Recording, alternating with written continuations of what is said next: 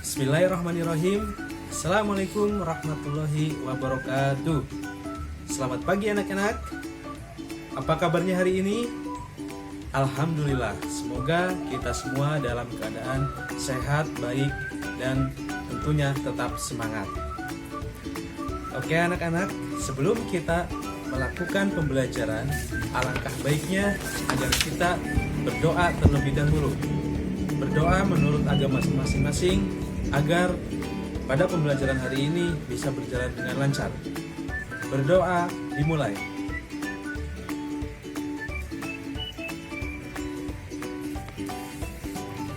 Berdoa selesai. Nah, anak-anak, pada hari ini kita akan belajar tema 5, subtema 2, pembelajaran 1. Kita akan belajar tentang pahlawanku. Sebelumnya ada yang tahu siapa pahlawan-pahlawan di Indonesia? Ya, banyak sekali pahlawan-pahlawan di Indonesia ya.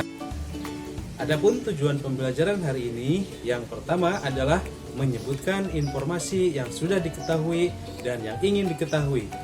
Kemudian yang kedua, mampu menyimpulkan sifat-sifat cahaya dan hubungannya dengan penglihatan.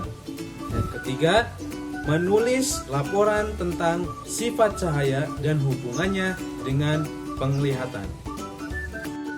Baik anak-anak, coba perhatikan gambar di samping ini. Bapak yakin pasti kalian semua sudah tahu siapa nama pahlawan pada gambar di samping ini. Siapa coba anak-anak? Ada yang tahu? Ya, tepat sekali. Dia adalah pahlawan Sultan Hasanuddin. Beliau adalah seorang raja dari kerajaan Islam yang ada di Gorontalo, Sulawesi Selatan atau di Makassar. Agar kalian lebih mengetahui tentang siapa itu Sultan Hasanuddin, berikut ini merupakan teks bacaan mengenai Sultan Hasanuddin. Sultan Hasanuddin ialah raja dari kerajaan Islam Gorontalo di Makassar, Sulawesi Selatan. Oleh Belanda, ia dijuluki ayam jantan dari timur karena kegigihan dan keberaniannya melawan Belanda. Ia membela kepentingan kerajaannya dan kepentingan rakyatnya dengan gigih.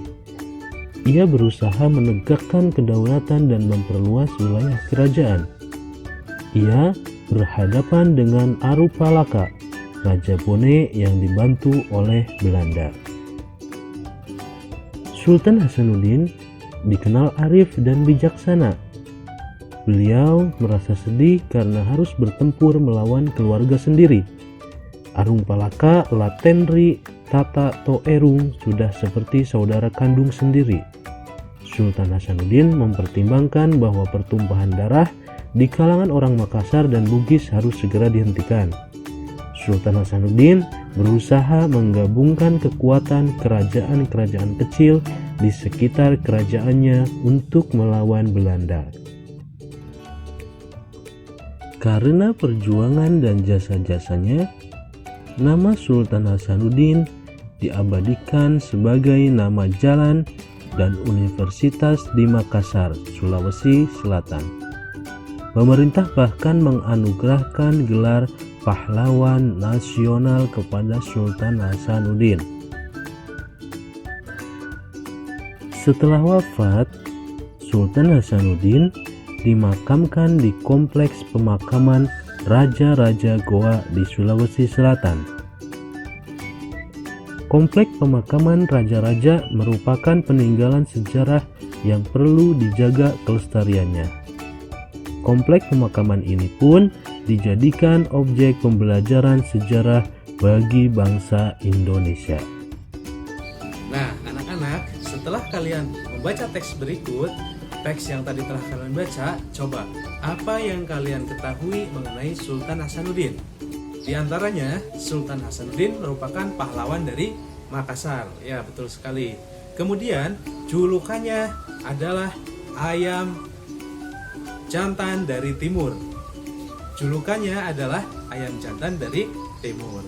Kemudian yang ketiga, Sultan Hasanuddin berperang melawan Arupalaka, raja Bone yang dibantu oleh Belanda. Kemudian yang terakhir, nama Sultan Hasanuddin itu diabadikan di sebuah jalan dan juga universitas di Makassar. Nah, anak-anak, itu beberapa informasi yang bisa didapatkan dari teks bacaan. Agar kalian lebih memahami tentang siapa Sultan Hasanuddin, kalian bisa mencari referensi lain, yaitu dengan salah satunya bertanya kepada orang tua atau membaca dari sumber lain. Nanti setelah kalian mengetahui informasi yang lebih banyak tentang Sultan Hasanuddin, silahkan kalian catat, tulis di buku tulis kalian. Oke anak-anak? Baik anak-anakku sekalian, perlu kalian ketahui bahwa pada zaman dahulu para pahlawan itu berkomunikasinya tidak menggunakan handphone seperti kita saat ini. Kalau handphone itu sangat mudah sekarang untuk berkomunikasi ya. Tapi pada zaman dahulu pahlawan itu berkomunikasi dengan memanfaatkan cahaya matahari melalui sebuah cermin. Nah, bagaimana cara melakukannya? Tentunya dengan beberapa syarat atau kode-kode yang telah disepakati. Baik anak-anak, nah sekarang kita akan melakukan percobaan melakukan komunikasi dengan memanfaatkan cahaya matahari dan juga melalui sebuah cermin ya. Perhatikan anak-anak. Nah, dalam percobaan ini yang perlu disiapkan tentunya harus ada sinar matahari dan juga yang kedua adalah cermin dan yang terakhir adalah adanya media untuk memantulkan cahaya. Baik anak-anak, kita akan melakukan percobaan. Coba perhatikan baik-baik. Nah, di sini sudah ada pantulan dari cahaya, ya.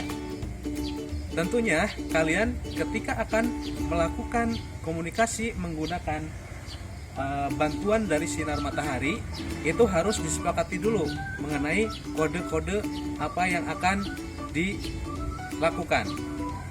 Contoh ya, contohnya Bapak kasih contoh. Nah, di sini gerakan memutar sebanyak 3 kali. Nah, memutarkan cahaya 3 kali itu artinya tandanya bahwa kita itu harus berkumpul di titik kumpul. Nah, berikut percobaan yang bisa kalian praktekkan di rumah ya. Nah, tadi anak-anak telah melihat dan memperhatikan percobaan berkomunikasi menggunakan cahaya matahari.